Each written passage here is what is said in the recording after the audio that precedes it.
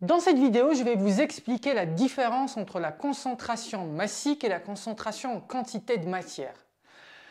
On va dissoudre une masse, petit m, 3,26 g d'acide benzoïque dans 1 litre de solution. Donc ça, c'est le maximum qu'on puisse dissoudre dans cette solution.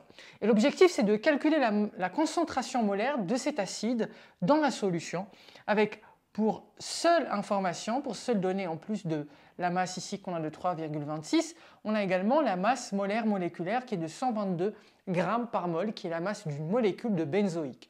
Alors comment est-ce qu'on peut raisonner?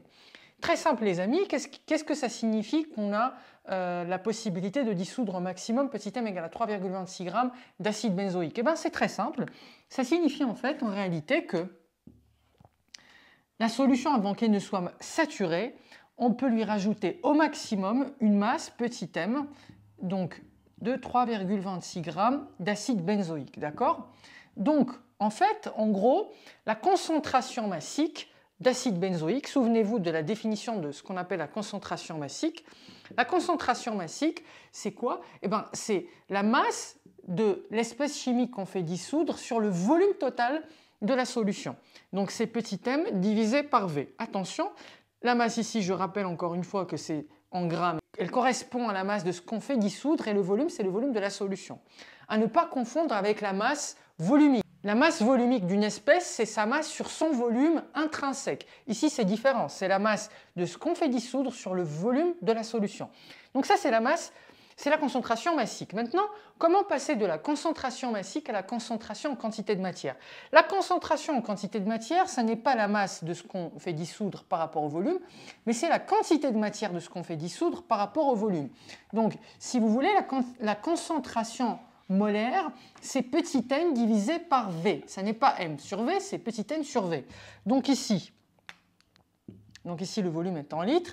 Donc la concentration tout court, c'est petit n divisé par V, d'accord? Petit n donc en mol, la quantité de matière de ce qu'on fait dissoudre, par rapport au volume qui est en litres ici.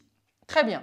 Comment passer de la concentration à la concentration massique? Eh bien, il faut vous souvenir les amis que la quantité de matière qu'on va avoir au numérateur ici, pour calculer la quantité de matière, il suffit de diviser la masse sur la masse molaire.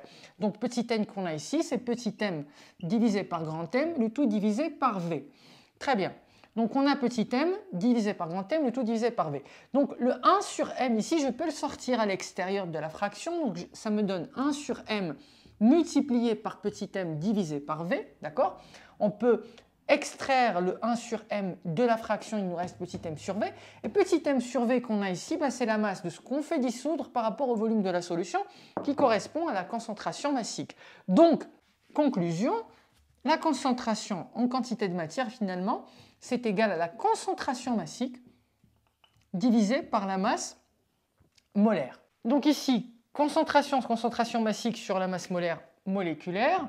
Et donc ici, la concentration massique, ils nous disent que c'est 3,26 g d'acide benzoïque par litre. Donc ça fait 3,26 d'acide benzoïque par litre. Je divise par 122 et je trouve le résultat de la concentration molaire qui est de 2,67 fois 10 puissance moins 2 mol par litre.